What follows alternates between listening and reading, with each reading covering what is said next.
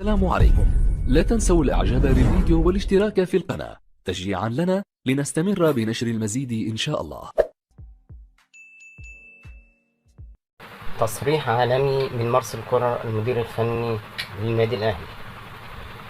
صرح مارسيل كولر في قناة اون تايم سبورت، استضافوه بعد المباراة فنظر لساعته وقال حاجة غريبة أوي: انتظر اليوم الجديد بعد ساعات وأجد جمهور الأهلي يرسل لي رسائل يطالبني ببطولة جديدة. طبعا دي مداعبة وبيغازل بيها جمهور الأهلي وفاهم شخصيته، وده بيبين قد ايه المدير الفني لما يفهم الاهلي بيعمل معاه شغل جامد جدا. وده كمان يظهر الفرق.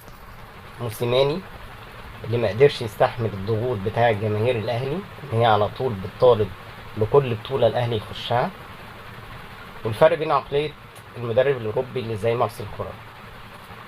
فعلا هناك فرق.